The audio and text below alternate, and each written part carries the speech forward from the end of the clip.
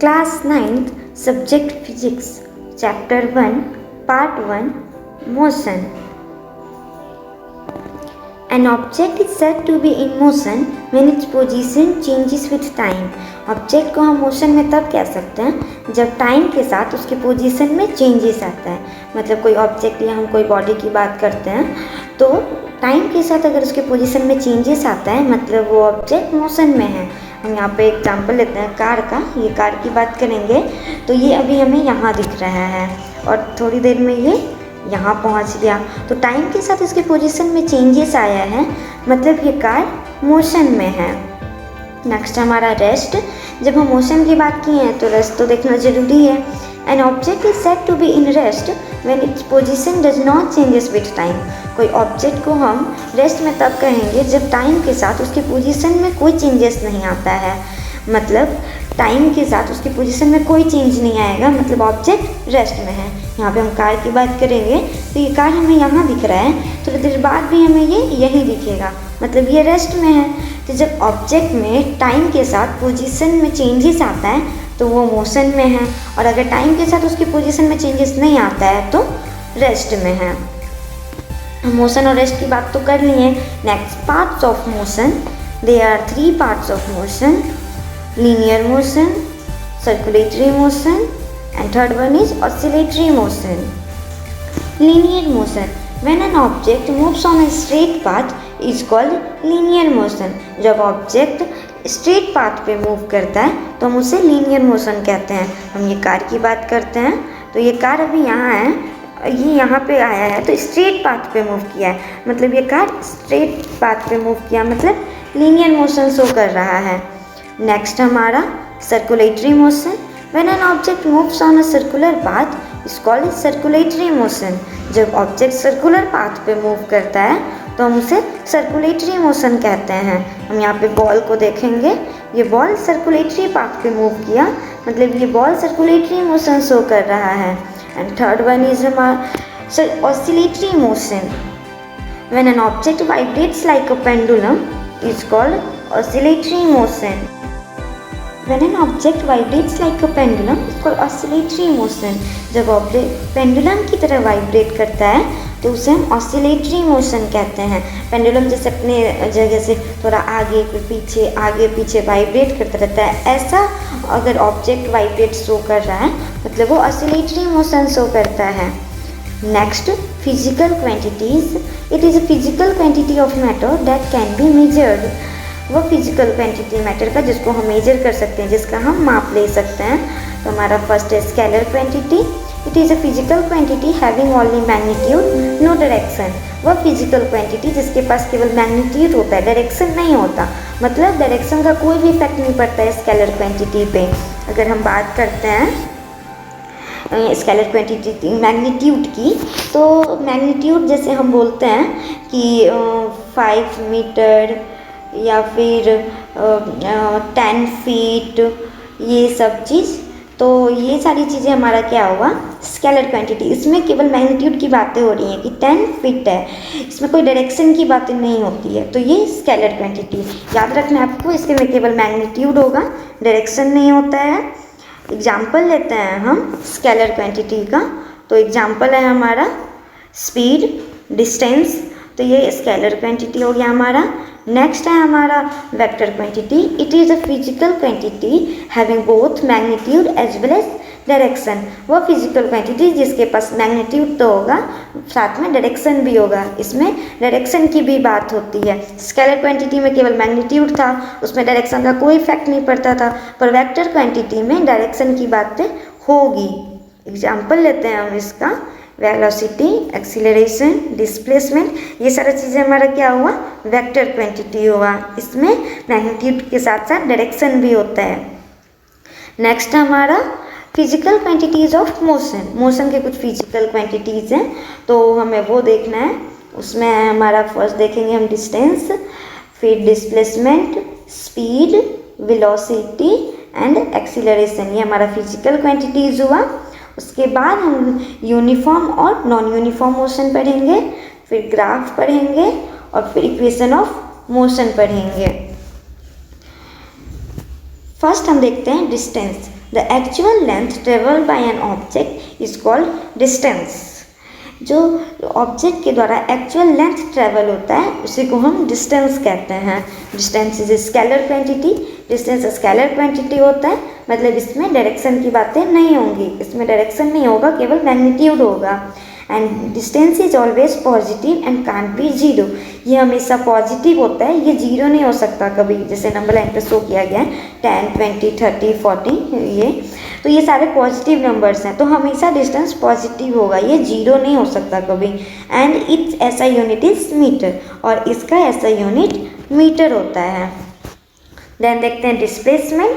The shortage distance between the initial point and final position is called displacement. Initial point और final point के बीच का जो shortage distance होता है उसको हम डिस्प्लेसमेंट कहते हैं। देखते हैं इनिशियल पॉइंट क्या होता है, पहले इसकी बात करते हैं। इनिशियल पॉइंट मतलब स्टार्टिंग पॉइंट, जहाँ से ऑब्जेक्ट मूव करना स्टार्ट करता है, और फाइनल पोजीशन जहाँ पे वो रेस्ट में आ जाता है, जो उसका एंड पॉइंट है। तो इनिशियल पॉइंट और फाइनल पॉइंट के बीच का जो शॉर्टेज डिस्टेंस होता है उसी को हम डिस्प्लेसमेंट कहते हैं। Displacement is a vector quantity, मतलब वेक्टर क्वांटिटी है, मतलब हमारे माइंड में आ जाना चाहिए कि वेक्टर क्वांटिटी है मतलब मैग्नीट्यूड तो होगा, साथ में डायरेक्शन भी होगा। And displacement can be negative, positive and zero. ये पॉजिटिव भी हो सकता है, नेगेटिव भी हो सकता है और जीरो भी हो सकता है। इट ऐसा यूनिट इज मीटर। डिस्प्लेसमेंट का भी ऐसा यूनिट मीटर ही होगा। नेक्स्ट हमारा देखते हैं डिफरेंस बताए गए हैं, difference between this distance and displacement. तो ये आपको हमेशा याद रखना है, इंपॉर्टेंट चीज़ें हैं डिस्टेंस एंड डिस्प्लेसमेंट की difference.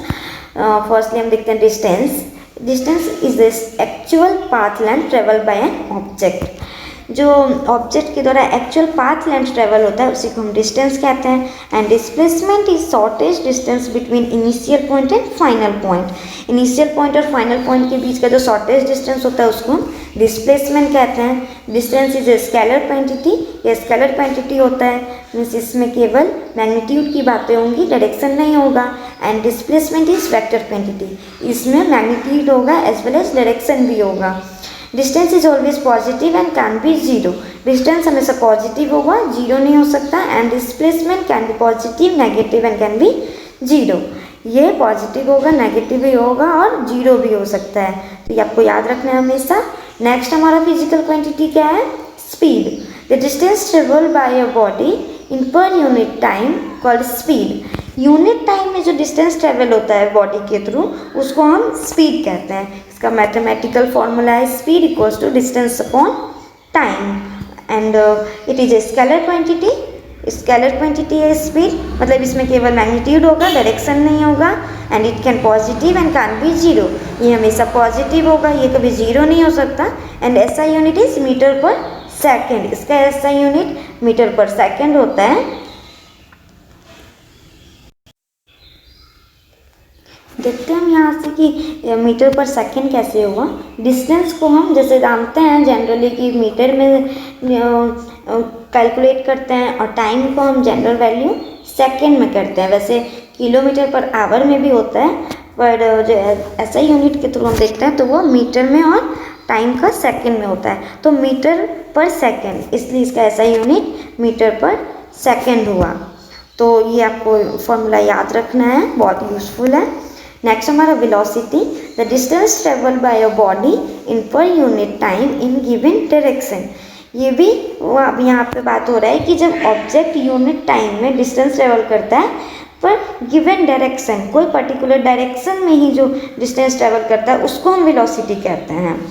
It is speed with direction, ये भी स्पीड ही है बट डायरेक्शन के साथ। स्पीड क्या पढ़े थे, जब कोई बॉडी डिस्टेंस ट्रेवल करता है यूनिट टाइम में उसको हम स्पीड कहते हैं, बट उसमें डायरेक्शन की बात नहीं हुई थी। यहाँ पे बोल रहा है कि distance travel by a body in per unit time in given direction, कोई डायरेक्शन जो बताया गया है उसी डायरेक्शन में जो डिस्टेंस ट्रेवल करेगा यूनिट टाइम में बॉडी, उसको हम वेलोसिटी कहेंगे।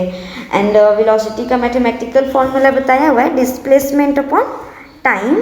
तो इसमें भी हम डिस्प्लेसमेंट जो होता है उसको हम मीटर में ही करते हैं और टाइम को हम सेकेंड में ही कैलकुलेट करते हैं।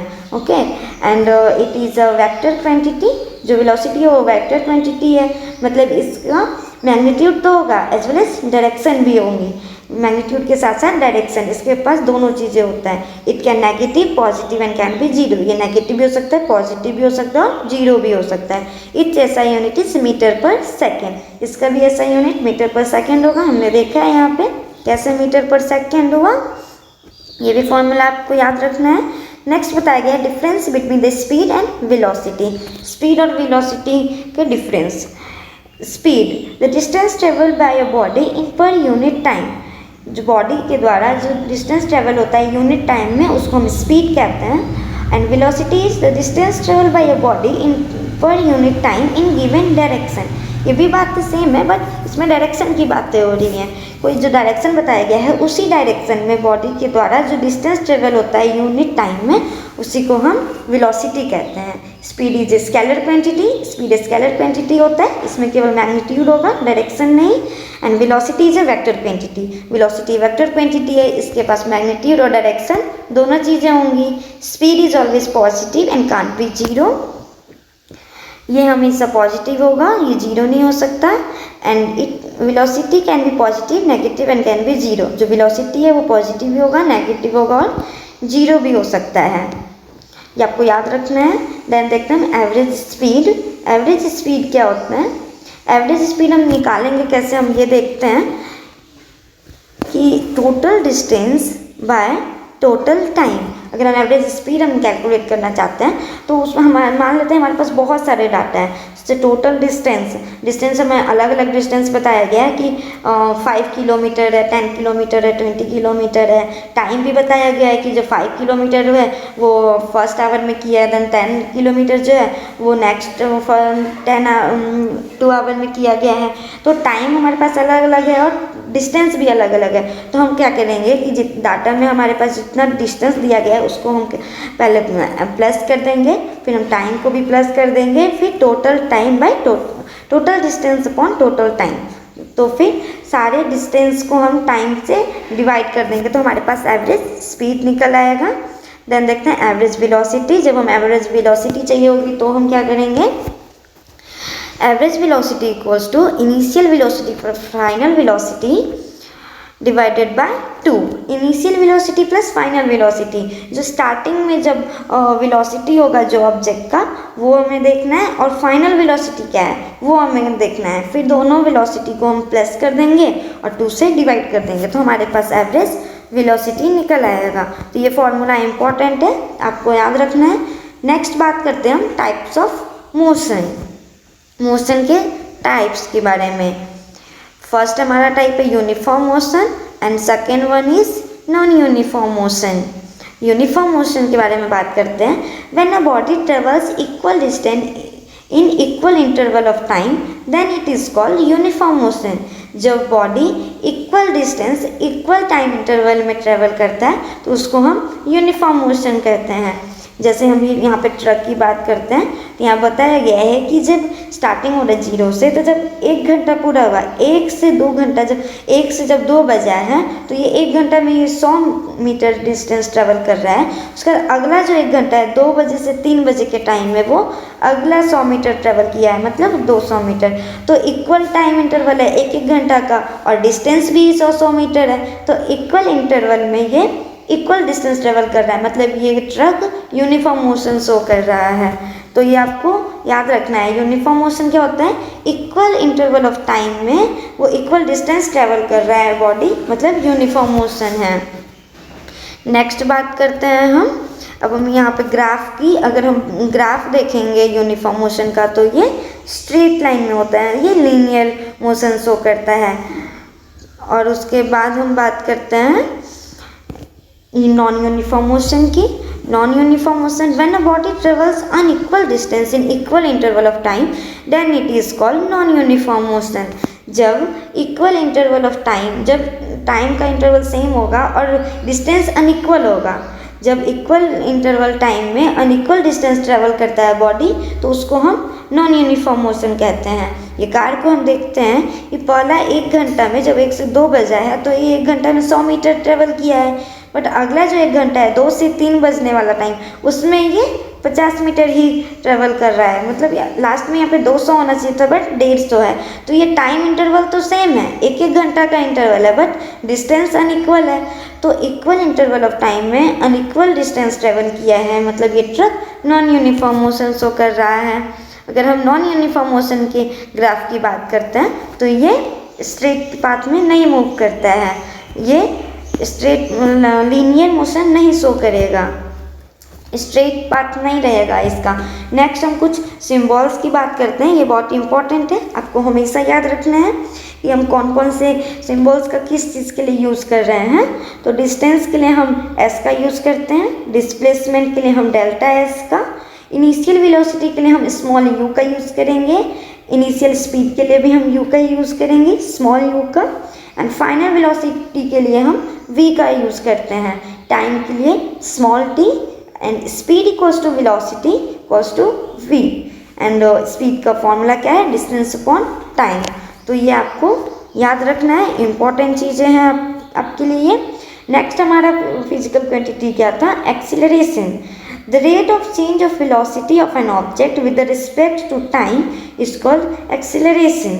कोई भी ऑब्जेक्ट के टाइम के रिस्पेक्ट में जो उसके वेलोसिटी में चेंजेस आता है उसी को हम एक्सीलरेशन कहते हैं। कोई भी बॉडी ऑब्जेक्ट की हम बात करते हैं तो उसके वेलोसिटी में जो टाइम के रिस्पेक्ट में चेंजेस आता है उसी को हम एक्सीलरेशन कहते हैं। इसको हम इनिशियल वेलोसिटी को हम यहाँ पे डिनोट करते हैं